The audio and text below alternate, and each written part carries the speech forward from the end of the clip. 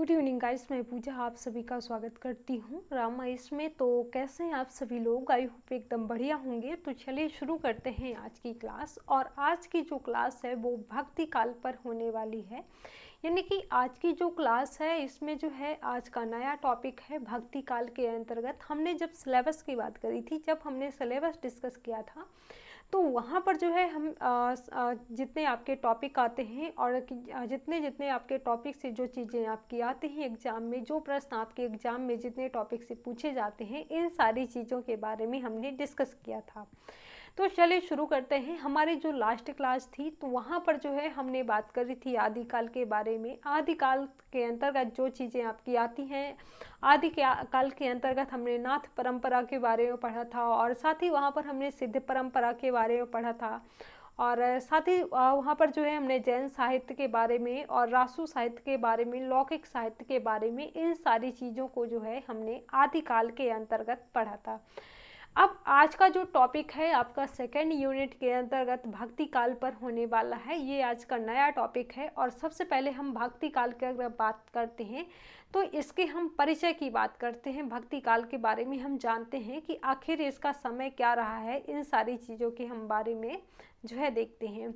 तो अगर हम भक्ति काल की परिचय की बात करें तो सबसे पहले हम देखते हैं इसके परिचय में, तो ये जो है हिंदी साहित्य के इतिहास के विज्ञान में जो है भक्ति काल जो है ये दूसरा स्थान है, भक्ति काल का दूसरा स्थान रहा है। इसका जो है हिंदी साहित्य के इतिहास में दूसरा स्थान रहा है। और भक्ति काल का जो समय है वो अधिकांश विद्वान जो है वो 1350 से 1650 मानते हैं।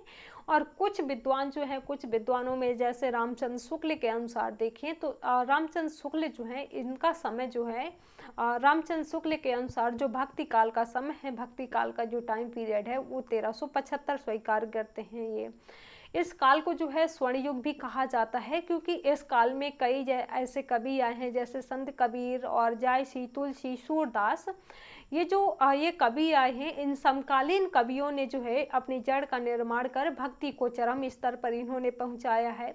और पूजा भेद की दृष्टि से इस काल के जो साहित्य को जो है दो भागों में बांटा गया है। अभी हम इनको देखेंगे कि कौन कौन से भागों में बांटा गया है और इसके अंतर्गत कौन कौन से शाखाएं आती हैं, कौन कौन सी धाराएं आती हैं, तो इसको अभी हम देखेंगे।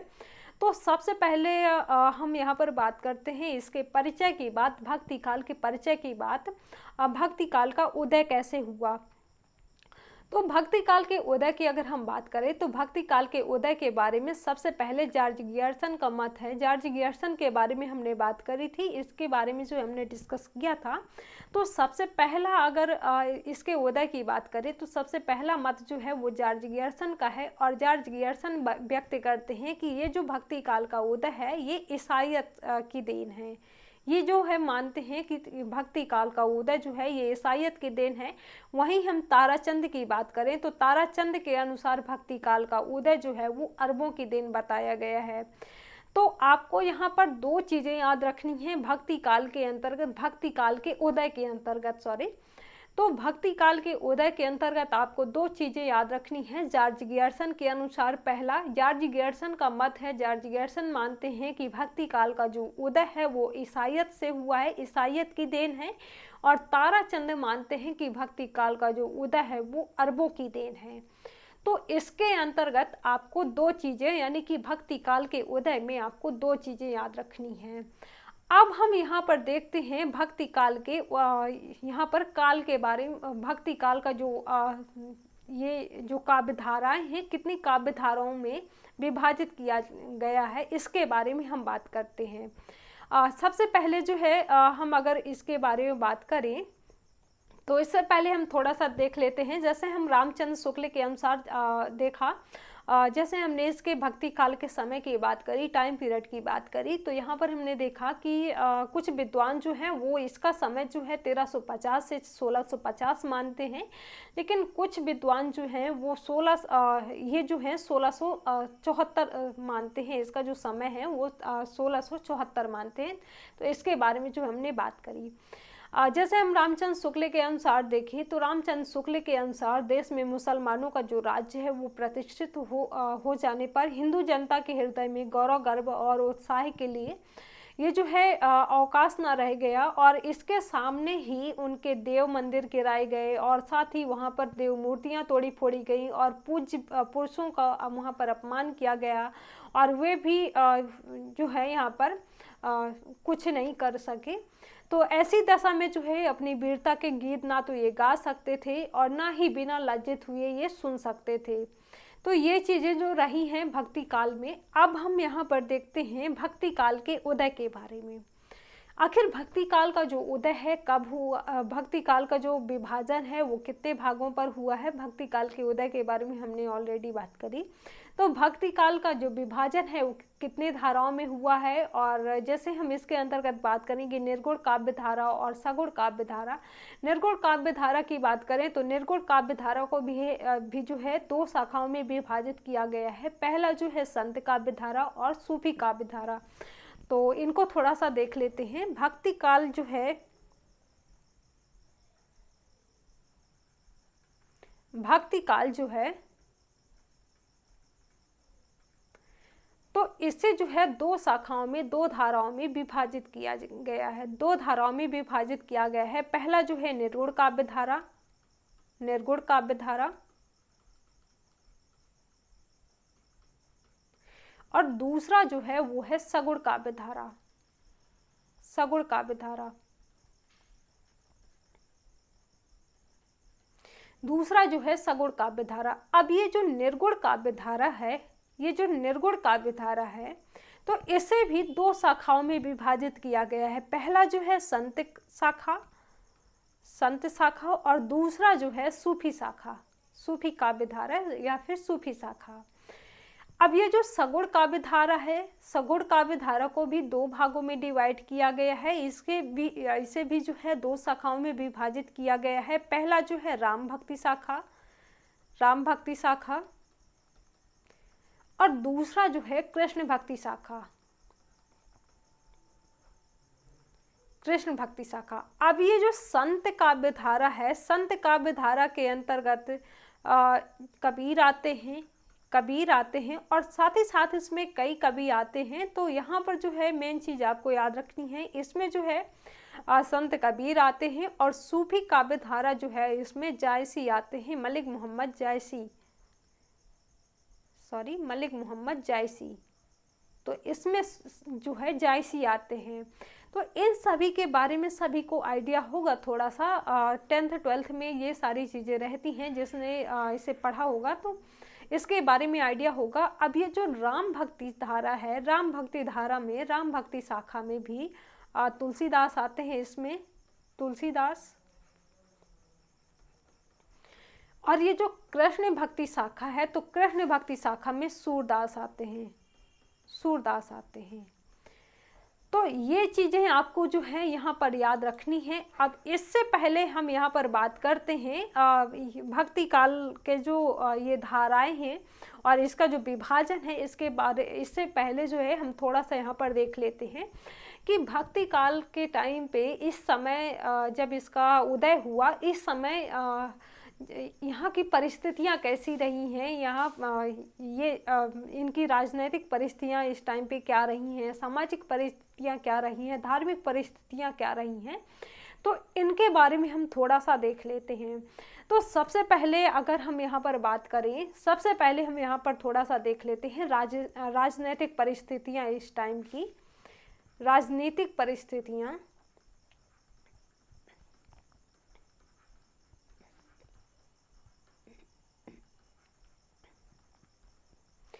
तो सबसे पहले अगर हम यहाँ पर राजनीतिक परिस्थितियों की बात करें तो हिंदी साहित्य में भक्ति काल तक ये उत्तरी भारत में मुस्लिम साम्राज्य की स्थापना हो चुकी थी, किंतु इन्हीं दिनों में जो है, इन्हीं दिनों मुस्लिमों, मुगलों और अफगानों में जो है परस्पर संघर्ष जारी हो रहा था। और इसी समय जो है मुस्लिमों में यहाँ पर जो है मुस्लिमों में हिंदुओं से संबंध स्थापित कर अपना ये जो है शासन ये जो है दृढ़ करने में कर रहे थे, शासन जो है दृढ़ करने में लगे हुए थे। तो ये जो है ये इस टाइम की राजनीतिक परिस्थितियाँ रही हैं। अब जो है हम थोड़ा सा देख लेते हैं इस टाइम की जो है सामाजिक परिस्थितियाँ क्या रही हैं। दूसरा जो है सामाजिक परिस्थितियाँ क्या रही हैं इस टाइम की, सामाजिक परिस्थितियां क्या रही हैं।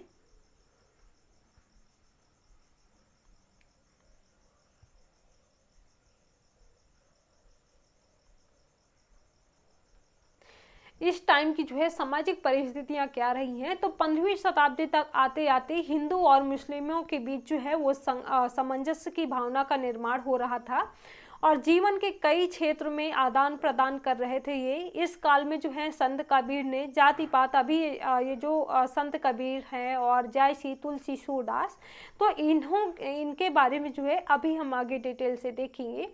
तो इस समय जो है, इस समय संत कबीर ने जाति पात के भेदभाव और अंधविश्वास का इन्होंने जो है प्रखर विरोध किया था और खान पान के कोई बंधन नहीं थे। 14वीं शताब्दी तक ये बंधन जो है वो कड़े नहीं थे और यहाँ पर जो है इन्होंने आगे चल कर के छुआछूत और खान पान के बंधन पर भी जो है अधिक कड़े यहाँ पर होने लगे, इन पर जो है अधिक बल देने लगे।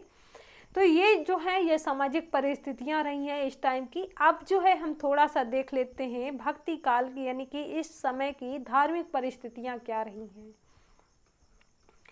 इस समय की जो है धार्मिक परिस्थितियां क्या रही हैं। धार्मिक परिस्थितियां क्या रही हैं, तो इस काल में जो है, इस समय जो है धार्मिक परिस्थिति बड़ी शोचनीय थी। विविध धर्म और संप्रदायों का प्रचलन था और इन धर्मों में आपसी समन्वय की भावना नहीं थी। इसमें जो है वैष्णव धर्म अपनी परंपरा की जो है जड़ें मजबूत कर रहा था और बौद्ध धर्म का जो है यहाँ पर विकृत रूप उभरा हुआ था। सूफी धर्म भी अपने जड़ें मजबूत करने में लगा हुआ था। तो ये चीज़ें जो हैं, ये जो है धार्मिक परिस्थितियाँ रही हैं इस टाइम की। अब जो है हम थोड़ा सा देख लेते हैं साहित्यिक परिस्थितियाँ क्या रही हैं, फिर उसके बाद हम शुरू करेंगे। जैसे हमने इन धाराओं के बारे में बात करी, तो इसके बाद जो है हम देखेंगे भक्ति काल के बारे में कि इसे कितने भागों में डिवाइड किया जाता है, इसे कितने भागों में देखा जाता है। तो इस समय की जो है ये चौथी परिस्थिति जो है साहित्यिक परिस्थितियाँ क्या रही हैं इस समय की, इसके बारे में जो है हम थोड़ा सा देख लेते हैं। तो इस समय की जो साहित्यिक परिस्थितियां हैं, तो भक्ति काल के विचारकों ने गद्य में अपने विचार व्यक्त करके उन्हें छंदबद्ध रूप में ये जो है व्यक्त करने लगे थे। संस्कृत में इस संबंध में टीकाओं व्याख्याओं की सृष्टि होती रही।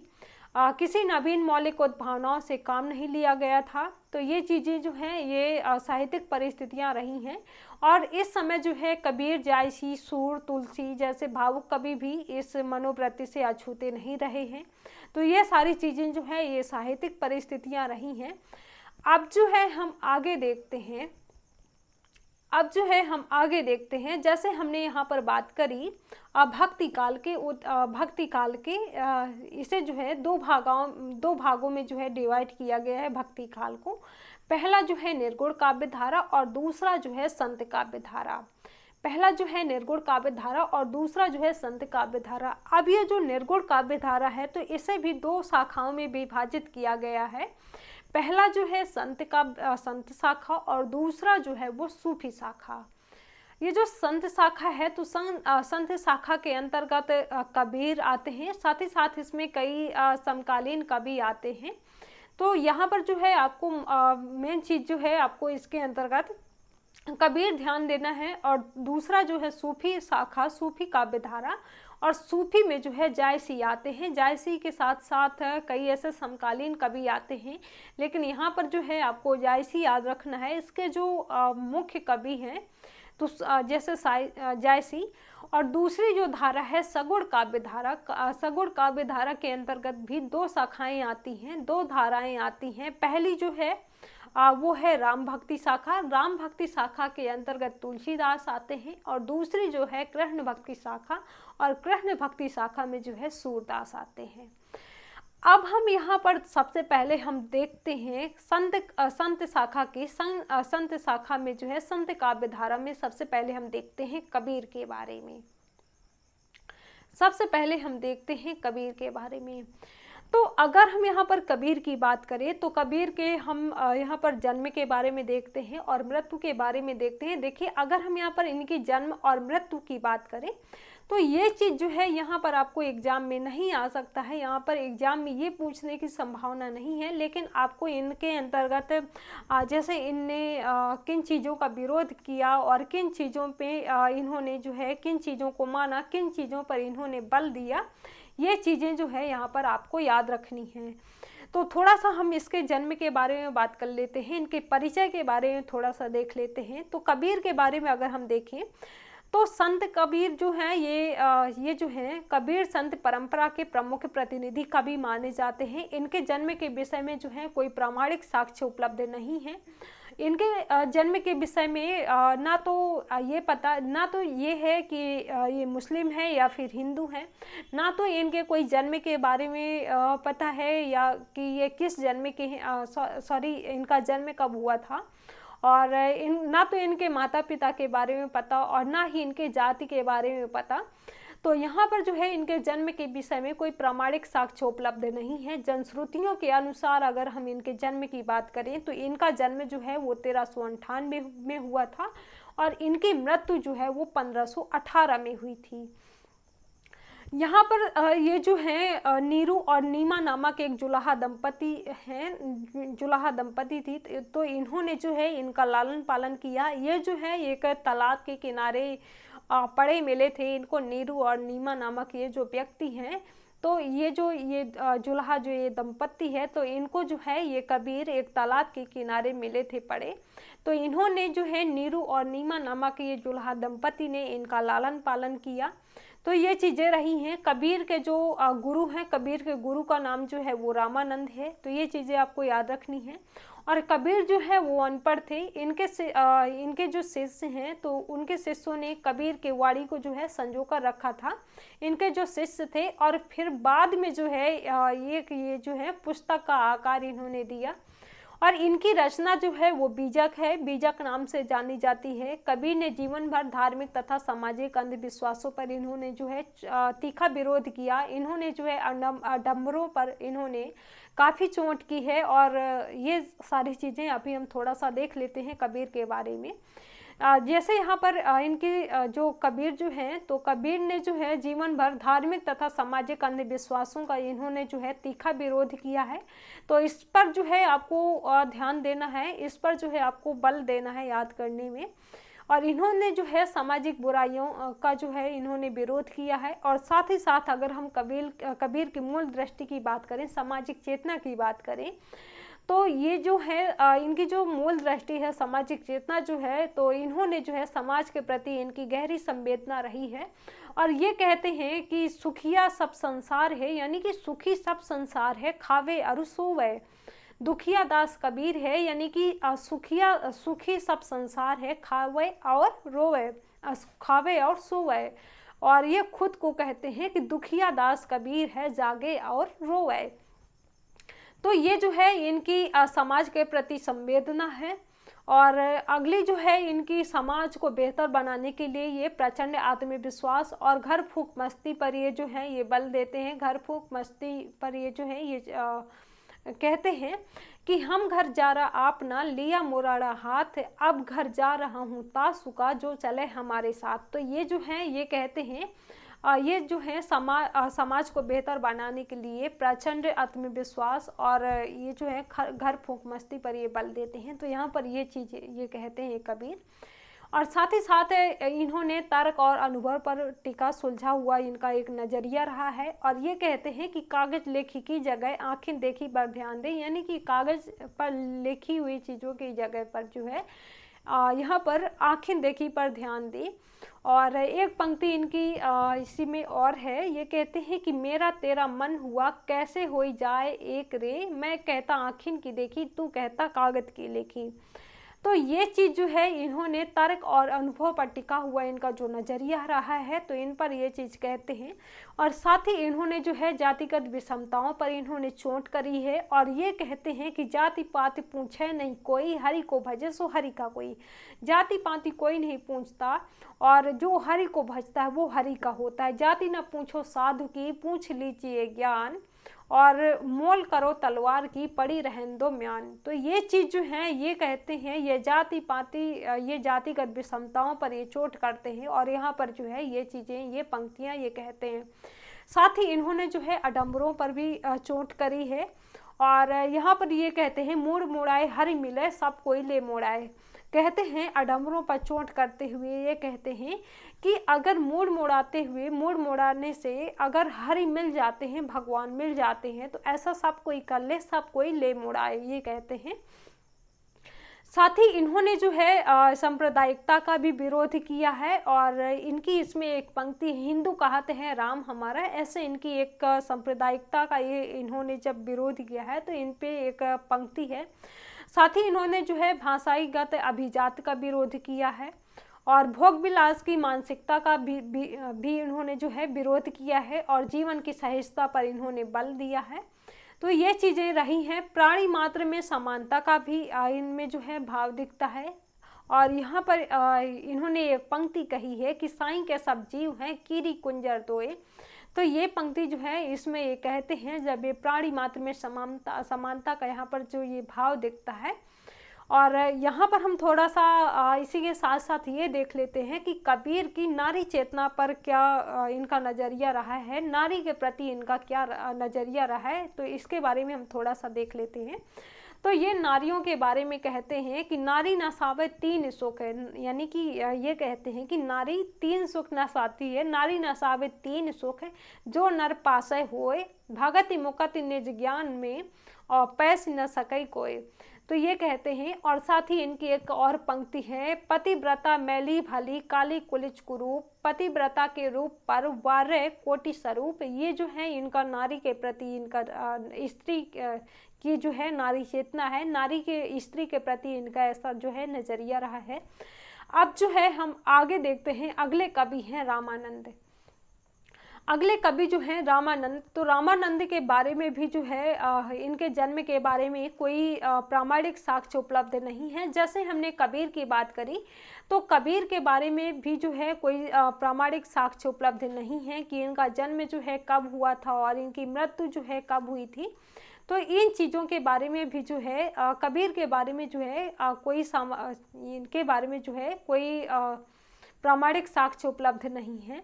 इसी प्रकार से रामानंद जो है इनके जन्म के बारे में भी जो है कोई प्रामाणिक साक्ष्य उपलब्ध नहीं है। इनका ये जो है ये लगभग 15वीं शताब्दी के उत्तरार्ध में इनका जो है जन्म हुआ था, यानी कि 15वीं शताब्दी के शुरुआती दौर पे इनका जो है जन्म हुआ था।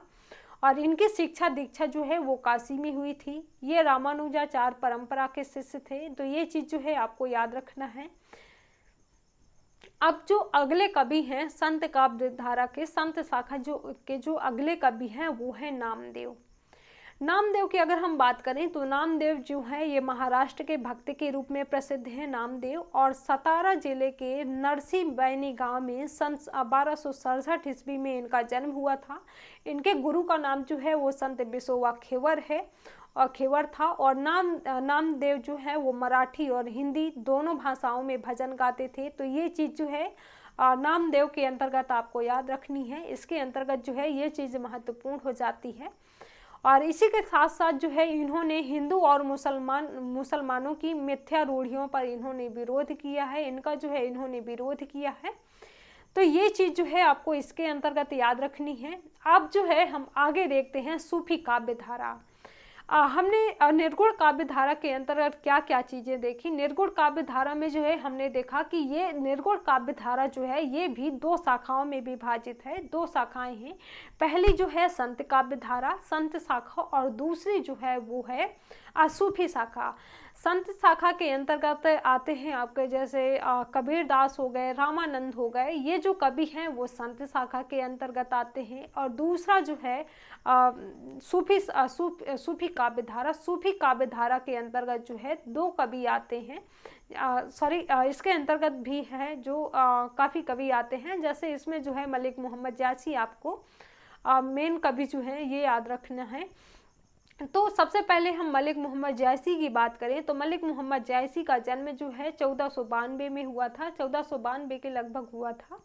और इनका जन्म जो है वो रायबरेली जिले के जायस नामक स्थान पर हुआ था। ये इनका जन्म जो है जायस नामक स्थान पर हुआ था, इसी कारण से इनका नाम जो है वो जायसी पड़ा। तो यहाँ पर इनका जन्म जो है जायस नामक स्थान पर लेने वाले मलिक मोहम्मद जायसी के बचपन का नाम जो था वो मलिक शेख मुंसफी था। जायस के निवासी होने के कारण इनका जो नाम है वो जायसी कहलाने लगा, जायसी पड़ गया। और मलिक मोहम्मद जायसी सूफी काव्य धारा के कवि यानी कि सूफी काव्य धारा यानी कि प्रेम मार्गी शाखा के प्रतिनिधि कवि हैं। इन्होंने जो है पद्मावत, अखरावट, आखिरी कलाम, चित्रलेखा आदि रचनाएं इन्होंने लिखी हैं। तो ये जो इनकी रचनाएं हैं जैसे पद्मावत, अखरावट, आखिरी कलाम, ये जो है ये रचनाएं अभी हम आगे इनको एक एक करके देखेंगे, इनके बारे में हम पढ़ने वाले हैं। अब सेकंड जो है सूफी काव्य धारा के जो दूसरे कवि हैं मुल्ला दाऊद। मुल्ला दाऊद की अगर हम बात करें तो सूफी कवि मुल्ला दाऊद की रचना जो है वो चंदायन है। और इस ग्रंथ की रचना जो है वो 1300 यानी कि 1379 ईस्वी में हुई थी। ये जो है ये प्रेमाख्यानक परंपरा की दूसरा काव्य है ये। तो ये चीज़ जो है आपको मुल्ला दाऊद के अंतर्गत याद रखनी है। अब जो सूफी काव्य धारा के अगले कवि हैं वो है कुतुबन। तो कुतुबन की अगर हम बात करें तो कुतुबन की रचना जो है मृगावती है। कुतुबन की रचना जो है वो मृगावती है, जिसका रचना काल 1503 ईस्वी में। ये चिश्ती वंश के शेख बुरहान के शिष्य थे तथा जौनपुर के बादशाह हुसैन शाह के जो है आश्रित कवि थे। ये इनका जो ग्रंथ है तो अवधी भाषा में लिखा गया है। तो ये चीज़ जो है आपको इसके अंतर्गत याद रखनी है। अब अगला जो है हम देखते हैं निर्गुण काव्य की विशेषताएं। अभी जो है हमने देखा निर्गुण काव्य धारा के अंतर्गत, जैसे हमने सूफी काव्य धारा और संत काव्य धारा के बारे में देखा। सूफी काव्य धारा के अंतर्गत जो कवि आते हैं तो उनके बारे में हमने बात करी, और साथ ही साथ संत काव्य धारा के जो कवि आते हैं तो उनके बारे में हमने बात करी। अब थोड़ा सा हम निर्गुण काव्य धारा की अगर हम बात करते हैं तो इनकी हम विशेषताओं के बारे में देख लेते हैं, आखिर निर्गुण काव्य धारा की विशेषताएं क्या हैं। तो अगर हम निर्गुण काव्य धारा की विशेषताओं की बात करें तो भक्ति काल में काव्य की दो प्रधान धाराएं प्रचलित हुई हैं, निर्गुण काव्य धारा और सगुण काव्य धारा। निर्गुण काव्य धारा की भी जो है दो शाखाएं हैं, जैसे हमने देखा ज्ञानाश्रय शाखा जो कि संत काव्य धारा संत शाखा, और दूसरी जो है वो प्रेमाश्रय शाखा या फिर हम कहें सूफी शाखा। अब ये जो ज्ञानाश्रय शाखा है तो ज्ञानाश्रय शाखा को जो है संतों ने पोषित किया, और नतीजा ये हुआ कि ये जो ज्ञानाश्रय शाखा है तो ये जो है ये धारा जो है जन जन में जीवन को पवित्र बनाने के लिए सिद्ध हुई। जैसे हम डॉक्टर श्याम सुंदर दास के मत के अनुसार अगर हम देखें तो संत कवियों ने जो है अपनी निर्गुण भक्ति द्वारा जनता के हृदय में अपूर्व आशा उत्पन्न करी, और उसे कुछ अधिक समय तक विपत्ति की अथाह यहाँ पर जो है जलराशि के ऊपर बने रहने की उत्तेजना दी। और साथ ही यहाँ पर जो है संत कवियों ने समाज में फैले हुए विभिन्न आडंबरों, रूढ़ियों, अंधविश्वासों को, जैसे हमने देखा संत कवियों के अंतर्गत जैसे हमने कबीर के बारे में बात करी, तो कबीर ने जो है आडंबरों, रूढ़ियों और अंधविश्वासों का यहाँ पर इन्होंने जो है ये काफ़ी विरोध करते हैं। आडंबरों पर ये जो है चोट करते हैं, रूढ़ियों पर चोट करते हैं, अंधविश्वासों पर ये चोट करते हैं। तो ये जो संत काव्य धारा के जो कवि हैं तो इन्होंने जो है समाज में फैले हुए विभिन्न आडंबरों, रूढ़ियों और अंधविश्वासों आदि का ये जो है ये पर्दाफाश करते हैं और जनता के सच्चे एवं अच्छे मार्ग की ओर जो है ये अग्रसर होते हैं। इसका सिंपल सा एग्जाम्पल जो है वो है कबीरदास। जैसे हम कबीरदास के अंतर्गत सारी चीज़ें देखें कि इनका जैसे हमने आडंबरों की बात करी, रूढ़ियों की बात करी, अंधविश्वासों की बात करी, और साथ ही साथ यहाँ पर जो इनके अंतर्गत हमने देखी इनकी जो है नारी चेतना के प्रति, नारी के प्रति इनका नज़रिया कैसा रहा है, तो इसके बारे में जो हमने बात करी।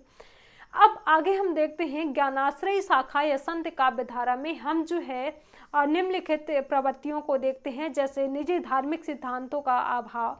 और निजी धार्मिक सिद्धांतों की अगर हम बात करें तो संत साहित्य में निजी सिद्धांतों का अभाव था, और ब्रह्म, जीव, माया, संसार आदि के संबंध में जो है इन कवियों ने जिन बातों का वर्णन किया वे जो है ये पूर्ववर्ती आचारों और कवियों की देन मानते हैं इनकी जो। और साथ ही साथ यहाँ पर जो इनकी जो है दूसरी विशेषता आचार पक्षी की प्रधानता, गुरु के प्रति श्रद्धा, निम्न जाति के कवि, इन सारी चीज़ों के बारे में हमने देखी। जैसे निम्न जाति के कवियों की बात करें तो निम्न जाति के कवियों में तो निर्गुण काव्य धारा के अधिकांश कवि, जैसे हम कबीर की बात करें, एक तो इनके जन्म के बारे में और इनके माता पिता के बारे में और साथ ही इनके धर्म के बारे में, जाति के बारे में कोई प्रामाणिक साक्ष्य उपलब्ध नहीं है। लेकिन अगर यहाँ पर इनके जो है कबीरदास का जो जाति है वो निम्न जाति यहाँ पर इनकी बताई जाती है। तो निम्न जाति के कवियों में अगर हम देखें, जैसे निर्गुण काव्य धारा के अधिकांश कवि निम्न जाति में उत्पन्न हुए हैं और समाज के निचले स्तर की गिरी जातियों में जन्म लेने के कारण इन्हें ऊंच नीच संबंधी कटु अनुभव था। इन कवियों में जो है कबीर जुलाहा, जैसे कबीर का जो है लालन पालन जो है वो जुलाहा दंपति नीरू और नीमा नामक जो दो व्यक्ति थे, तो उन्होंने जो है इनका लालन पालन किया था। और जैसे रैदास जो है इनकी जाति जो है वो चमार बताई गई है। सेन जो है वो नाई, और दादू जो है दादू धुनिया जैसे हो गए, और सदन कसाई नाभा दास डोम के घर में जो है ये जन्मे हुए थे। तो इसी कारण से जो है ये सारी चीज़ें जो है हम निम्न जाति के कवियों के अंतर्गत देखते हैं, जो कि ये संत काव्य धारा में जो संत शाखा है उसके अंतर्गत ये कवि आते हैं। अब जो है हम आगे देखते हैं सामाजिक कुरीतियों के विरोधों के बारे में। तो ये जो संत काव्य धारा के ये जो कवि हैं, तो इन कवियों ने एक स्वर से जाति पाति ऊंच नीच जो है इन्होंने आदि कुरीतियों का व्यापक पैमाने पर इन्होंने विरोध किया है। जैसे हम कबीर के बारे में बात करी थी, तो इन्होंने जो है जाति पाति ऊंच नीच और ये जो है कुरीतियों का इन्होंने काफ़ी विरोध किया है। समाज के निचले स्तर से आने के कारण इन्होंने जो है इन कवियों के लिए ज्ञान प्राप्ति के दरवाजे बंद थे और ज्ञान की प्यास बुझाने के लिए इन कवियों ने अनेक दरवाजे भी खटखटाए। जैसे कोई भी पंडित या महात्मा इन्होंने जो है इन्हें शिक्षा देने के लिए तैयार नहीं होते थे।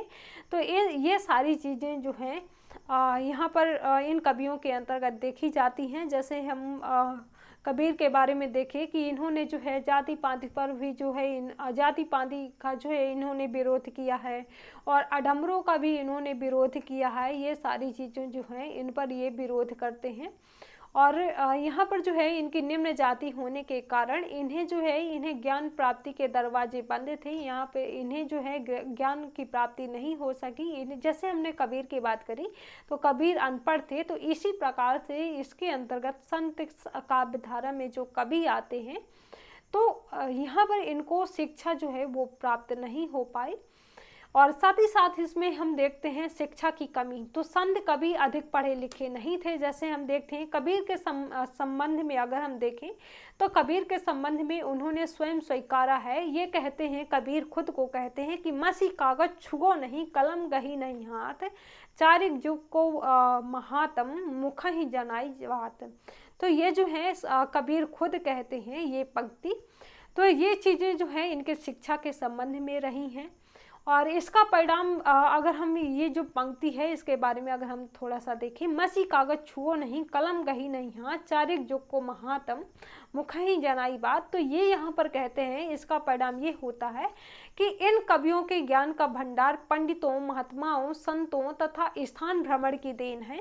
और इनके काव्य में मन गुनी, कान की सुनी और आँख की देखी बातों की यहाँ पर जो है ये इनके काव्यों में जो है चर्चा की गई है। अब हम देखते हैं निर्गुण धारा का काव्य रूप है। निर्गुण धारा का जो है निर्गुण काव्य शाखा जो है, निर्गुण धारा जो है इसका जो है काव्य रूप क्या है। तो निर्गुण धारा का समस्त साहित्य जो है वो मुक्तक रूप में लिखा गया है। इनमें जो है प्रबंध का अभाव है। अधिकांश रचनाएं जो हैं दोहे और पद में लिखी गई हैं, इनकी जो रचनाएं हैं। और इन कवियों में जो है अक्कदपन और मस्त मौला स्वभाव के अनुरूप पद और दोहे इसमें जो है स्वच्छंद हैं। ये जो है इनके जो है अक्कदपन और मस्त मौला स्वभाव के अनुकूल पद और दोहे जो है लिखे हैं। अब आगे हम देखते हैं संत काव्य धारा की भाषा। अभी जो है हमने देखा कि संत काव्य धारा के बारे में, ये जो निर्गुण काव्य धारा के बारे में और संत काव्यधारा के अंतर्गत कौन कौन से कवि आए हैं और इन्हें जो है क्या क्या चीज़ें जैसे रही हैं, ये सारी चीज़ों के बारे में हमने बात करी। अब थोड़ा सा हम देख लेते हैं ये जो संत काव्यधारा है, तो संत काव्यधारा की आखिर भाषा क्या है। तो संत कवियों की भाषा जो है वो खिचड़ी है या सधुकड़ी है, यानी कि इनकी भाषाओं में काफ़ी सारी भाषाएं जो है वो मिलती हैं। तो इनकी भाषा जो है, संत काव्यधारा के जो कवि हैं तो इनकी भाषा जो है वो सधुकड़ी है। ये एक स्थान से दूसरे स्थान तक भटक भटक करके स्थान स्थान की भाषा ग्रहण करते थे। इसका कारण ये है कि भाषा भंडार विविधता से भरा हुआ था इनका जो जीवन था। तो इन धुकड़ी भाषा अनगढ़ और अपमार्जित है। कहीं कहीं जो है गूढ़ ज्ञान के कारण ये भाषा जो है इनकी क्लिष्ट हो गई है, किंतु यह सत्य है कि इन कवियों की जो भाषा है वो जबरदस्त अधिकार है और इनकी जो भाषा है वो सधुकड़ी है। अब हम आगे देखते हैं थोड़ा सा सगुण काव्यधारा के बारे में। तो सगुण काव्यधारा आज जो है हमने देखा निर्गुण काव्यधारा के अंतर्गत। निर्गुण काव्यधारा के अंतर्गत जो जो चीज़ें आपकी आती हैं, जैसे निर्गुण काव्यधारा के अंतर्गत हमने दो शाखाएं देखी, संत शाखा और दूसरी जो है वो हमने देखी जो है सूफी शाखा। तो संत शाखा के अंतर्गत जो कवि आते हैं उनके बारे में भी हमने बात करी, और जो सूफी शाखा के अंतर्गत जो कवि आते हैं तो उनके बारे में बात करी। तो आज का सेशन जो है वो हम यहीं तक रखते हैं। अगले मिलते हैं अगले सेशन में, और अगले लेक्चर में जो है हम सगुण काव्यधारा से अंतर्गत जो चीज़ें हैं, जैसे सगुण काव्यधारा को भी दो भागों में डिवाइड किया गया है। पहला जो है राम भक्ति काव्य शाखा और दूसरा जो है कृष्ण भक्ति काव्य शाखा। राम भक्ति काव्य शाखा जो है वो इसमें जो है इसके अंतर्गत तुलसीदास आते हैं, और कृष्ण भक्ति काव्य शाखा जो है इसके अंतर्गत सूरदास आते हैं। तो इन सारी चीज़ों को जो है हम अगले लेक्चर में देखेंगे। सगुण काव्यधारा से संबंधित जो कवि हैं इनके बारे में हम अगले लेक्चर में देखेंगे। तो आज का सेशन जो है वो हम यहीं तक रखते हैं। सभी को बाय बाय, थैंक यू।